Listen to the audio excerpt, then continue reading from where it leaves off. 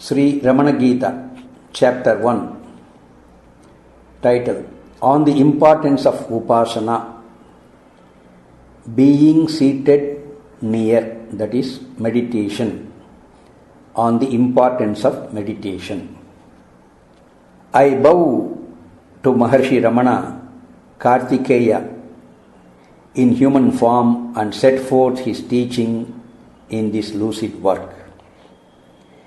In the year 1913 of the Christian era, on the 29th of cold December, when all the disciples were seated around with attentive minds, I asked Bhagavan Maharshi for definite answers to certain questions. Questions. Is mukti, that is release from phenomenal existence, to be attained by mere discrimination between the real and the unreal? Or are there other means for the removal of bondage? Is study of the scriptures enough by itself to liberate those desirous of knowledge? Or is spiritual practice according to the master's injunctions also necessary? How does a sthita prajna, that is, one of steadfast knowledge, recognize himself as such? Is it by knowing the fullness of his enlightenment, or is it by cessation of objective awareness? By what indication are the learned able to recognize the jnani? Does samadhi, that is absorption of the mind in the self, lead only to jnana, or does it also confer the material fruit desired? If one practicing yoga for a desired end becomes a sthita prajna, is that desire also fulfilled or not? Hearing these questions of mine, Bhagavan Sri Ramana Rishi, to dispel my doubts and in the plenitude of his grace, spoke thus. Abidance in the self alone releases one from all bonds. Discrimination between the real and the unreal leads to non-attachment. The jnani is unfathomable. He abides always in the self alone. He does not consider the universe as unreal or as different from himself. The seeker of knowledge does not achieve his end merely by a study of the scriptures. Without upasana, there cannot be attainment for him. This is definite. Experiencing the natural state during spiritual practice is called upasana, and when that state becomes firm and permanent, that itself is called jnana. When discarding sense objects, one abides in one's own true nature as a flame of jnana. This state of being is termed sagaja sthiti. In the firm natural state, through that supreme silence free from all vasanas, that is, predispositions, tendencies, or propensities of the mind, the jnani knows himself as such without any doubt. From the mark of equality towards all beings, one's attainment of jnana is inferred. When practice of samadhi is begun with a desire, the desire also will surely bear fruit. In practicing yoga with a desire, if one becomes a sthita prajna, one is not elated though the desire is fulfilled. End of first chapter with 17 verses. Chapter 2, Margatrayam, the three paths. In the year 1915, Bhagavan Ramana Maharshi uttered in a verse the essence of his teaching. Hridaya guhara madhye kevalam brahma matram yahamaham iti sakshat atmarubhena bhati hridi visamanasa swam chinmata majjhatava pavanachalana rodhat atmanishto bhavatvam. In the interior of the heart cave, Brahman alone shines in the form of the Atman with direct immediacy as I. Enter into the heart with questing mind or by diving deep within or with control of breath and abide in the Atman. Whoever understands this verse, the essence of Vedanta, uttered by Bhagavan Maharshi, will never again be assailed by doubt. In the first half of this verse, Bhagavan has pointed out the location of the self in this visible body of 5 elements. There itself, identification of the self is affirmed, difference from God is denied, and direct experience is affirmed, thus dismissing the various descriptive marks of the self. In the second half, instruction is given for the practice by the disciple of 3 different methods, which are in essence one. The first path termed Margana, quest. The second, Majjana, diving in. The third, Prana Rodha, control of breath. End of chapter 2 with 7 verses. Chapter 3, Mukhya Kartavyam, the paramount task. In this chapter, we record for the delight of the wise the conversation between Daivarata and Acharya Ramana. Daivarata. In samsara, that is life in the world, what is the paramount task of a man? May Bhagavan be pleased to decide and explain it to me. Bhagavan. The aspirant has to discover his own real nature, which is the basis of all actions and their fruit. Daivarata. What in brief is the means to know one's own real nature? What is the effort that can bring about the sublime inner vision? Bhagavan. Strenuously withdrawing all thoughts from sense objects, one should remain fixed in steady, non-objective enquiry. This, in brief, is the means of knowing one's own real nature. This effort alone brings about the sublime inner vision. Daivarata. O best of sages, will niyamas, that is rules of conduct, continue to aid spiritual effort until success in yoga is achieved? Bhagavan. Niyamas do help the earnest efforts of aspirants. These niyamas drop away of their own accord from those who have attained success and have nothing more to do. Daivarata. Thus, repetition of mantras bring about the same result as the steady practice of pure non-objective inquiry. Bhagavan. Success stands the earnest seekers who incessantly and with a steady mind repeat mantras or pranava, omkara, the syllable om, as representing the ever-fresh reality. By repetition of mantras or of pure pranava, om alone, one's mind is withdrawn from sense objects and becomes identical with one's own real being. This marvelous conversation took place on the 7th day of July 1917. End of chapter 3 with 12 verses. Chapter 4, Jnana Swarupam, the nature of Jnana. First question. O best of sages, what is Jnana? Is it the vritti I am Brahman, or Brahman is I, or I am all?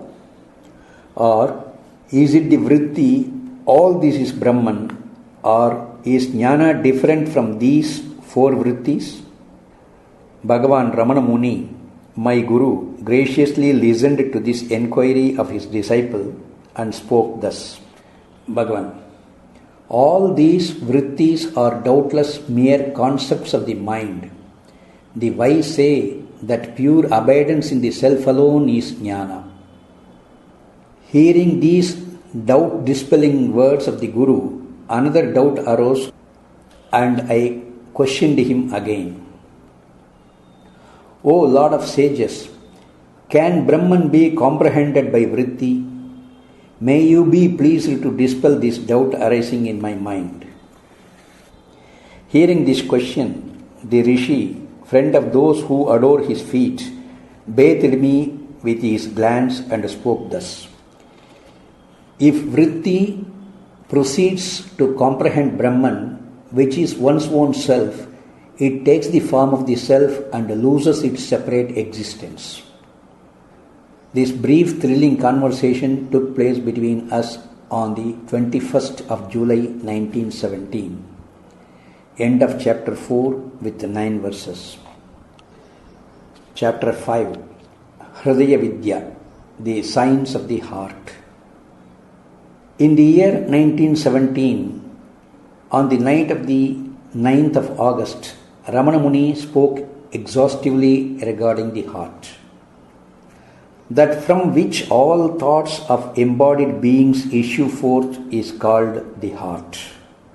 All descriptions of it are only mental concepts.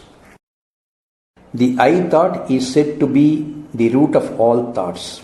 In brief, that from which the I thought springs forth is the heart. If the heart be located in Anahata Chakra, how does the practice of yoga begin in Mooladhara? Note, in Yoga Shastra, Anahata is the fourth and Mooladhara is the first and lowest of the centers in the spinal cord. This heart is different from the blood circulating organ. Hridayam stands for Hrit, the center which sucks in everything, and Ayam, this, and it thus stands for the self. The location of this heart is on the right side of the chest, not at all on the left. The light of awareness flows from the heart through Sushumna to Sahasrara, the 1,000-petaled center. From there, it flows to the entire body, and then all experiences of the world arise. Viewing them as different from the light, one gets caught up in samsara, in phenomenal existence. The Sahasrara of one who abides in the self is nothing but pure light. Any thought that approaches it cannot survive. Even when object, owing to its nearness, is sensed by the mind, it is no hindrance to yoga, as the mind perceives no differences. The state in which awareness is firm and one-pointed, even when objects are sensed, is called Sagajasthiti. The state in which objects are absent is called Nirvikalpa Samadhi. The whole universe is in the body, and the whole body is in the heart. Hence, all the universe is contained in the heart. The universe is nothing but the mind, and the mind is nothing but the heart. Thus, the entire story of the universe culminates in the heart. The heart is to the body what the sun is to the world. The mind in Sahasrara is like the orb of the moon in the world. As the sun gives light to the moon, even so this heart gives light to the mind. A mortal absent from the heart perceives only the mind, just as the light of the moon is perceived at night in the absence of the sun. Not perceiving that the true source of light is one's own self, and mentally perceiving objects as apart from oneself, the ignorant one is deluded. The jnani present in the heart sees the light of the mind merged in the light of the heart, like moonlight in daylight. The wise know that the superficial meaning of prajnana is mind, and its true meaning is the heart. The supreme is nothing but the heart. The notion that the seer is different from the seen is only in the mind. For those that abide in the heart, the seer and the seen are one. The thought process arrested during swoon, sleep, excessive joy or sorrow, fear and so on goes back to its source, the heart. The ignorant one does not know that at such times thought has entered the heart, but one in samadhi knows it. Hence arises the difference in names. End of chapter 5 with 21 verses. Chapter 6. Mano Nigraha Upayam, mind control. Having thus explained the truth regarding the heart, Sri Ramana Muni, the best among the knowers of truth, spoke of the method of controlling the mind. Men attached to sense objects, ever obsessed by thought, find it difficult to control the mind because of the strength of their vasanas, inherent tendencies. One should control the fickle mind by controlling the breath, and then it, like a tethered animal, ceases to stray. With the control of breath, control of thoughts also is achieved. When thoughts are controlled, one stands established at their source. Control of breath means merely watching with the mind the flow of breath. Through such constant watching, Kumbhaka does come about. For those unable to achieve Kumbhaka this way, the method of Hatha Yoga is prescribed. That is, Rechaka, exhalation, should be done for 1 unit of time. Puraka, inhalation, for 1 unit. And Kumbhaka, retention, for 4 units. Thus, the channels of the life force are purified. When they become pure, the breath gets controlled gradually. Complete control of breath is called Suddha Kumbhaka. Others, that is Jnanis, define Rechaka as giving up the idea, I am the body, Puraka as the quest for the self, and Kumbhaka as Sagaja Sthiti, or abidance in the self. Also, by repetition of mantras, the mind gets controlled. Then the mantra becomes one with the mind and also with the prana, the life force which causes the movements of the various organs of the body. When the syllables of the mantra become one with the prana, it is termed dhyana, and when dhyana becomes deep and firm, it leads to Sagaja Sthiti. Also, by constant association with great enlightened seers, the mind gets merged in its own source. End of chapter 6 with 12 verses. Chapter 7. Atma Vichara Adhikari Anga Nirupanam. Self-inquiry, competence and constituents. This 7th chapter records the excellent conversation between Karshini of Bharadwaji line and Acharya Ramana. Karshini. What is the nature of self-inquiry? What is its purpose? Is there any greater good obtainable by other means? Bhagavan. The I thought is said to be the sum total of all thoughts. The source of the I thought has to be inquired into. This is self-inquiry and not the study of scriptures. When the source is searched for, the ego gets merged in it. When the ego, which is mere reflection of the self, totally disappears, what remains is the true self alone in all its plenitude and perfection. The result of self-inquiry is freedom from all suffering. This is the highest of all fruits. There is nothing higher than this. Marvelous occult powers may be had through other means, but in the end, freedom can come only through self-inquiry. Kashni. Who is considered fit for this inquiry? Can one by oneself know one's own fitness? Bhagavan.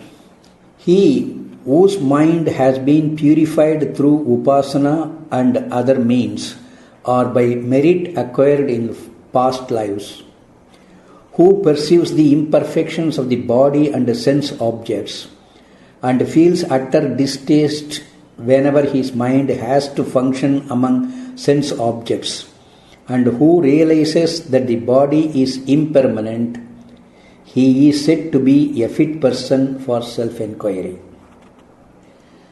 By these two signs, that is, by a sense of the transitoriness of the body and by non-attachment to sense objects, one's own fitness for self-enquiry can be known. Karshni. When one is fit for self-enquiry, by his non-attachment for sense objects and by discrimination, are essential bars, sandhya, repetition of mantras, oblations poured into the fire, chanting of Vedas, worship of gods, bhajan, pilgrimage, sacrifice, giving in charity, and observance of special spiritual practices, etc., of any use, or are they a mere waste of time? Bhagavan. For competent beginners, with waning attachments, all these aids will make the mind increasingly pure. Virtuous activity of mind, speech, and body destroys the contrary activity of mind, speech, and body. All this virtuous activity of competent persons, mature and endowed with minds of highest purity, benefits the world. Men of mature wisdom perform action for helping by example and for the welfare of others, not out of fear of violating scriptural injunctions. Virtuous actions performed without a sense of difference and without attachment do not stand, O best of men, in the way of self-enquiry. The non-performance of prescribed actions by a mature person pursuing self-enquiry is no sin, for self-enquiry is itself the most meritorious and most purifying of actions. Two ways of life are seen in the mature among competent seekers: renunciation of action for solitary communion and action for the good of others. Karshni. If besides self-enquiry there be another way to nirvana, is it one or varied? May Bhagavan be pleased to tell me. Bhagavan. One strives to attain something, the other seeks the one who strives to attain. The former takes longer time and in the end attains the self. The mind of one meditating on a single object becomes one-pointed, and one-pointedness of mind leads to abidance in the self. One who meditates attains, even without desiring it, abidance in the self. The seeker, on the other hand, knowingly abides in the self. The deity, mantra, or any other excellent object on which one meditates merges in the end in the great effulgence of the self. The goal is thus the same both for the one who meditates and the one who practices self-enquiry. One attains stillness through meditation, the other through knowledge. End of chapter 7, 26 verses. Chapter 8, Ashrama Vicharam, on the stages of life. In reply to another question of the same Karshni, Bhagavan explained the duties connected with the four ashramas, that is, stages of life. Whether one is a bachelor or a householder, a forest dweller or a sannyasin, or a woman or a shudra, whoever is ripe and fit may enquire about Brahman. The order of the ashramas serves like a flight of steps to attain the Supreme. For one of very mature mind, this order does not apply. This order has been prescribed so that the affairs of the world may go on smoothly. The duties of the first three ashramas are not opposed to jnana. Sannyasa is pure jnana and nothing to do with the ochre robe or a shaven head. However, this ashrama is meant to ward off various hindrances on one's path. One whose energy is well developed through discipline, learning, and growth in knowledge in the brahmacharya stage itself shines forth all the more in later life. By purity in brahmacharya, one attains purity in the householder stage. This householder's ashrama is for the benefit of all. Even for the householder, if he be completely non-attached, the supreme light shines forth without any doubt.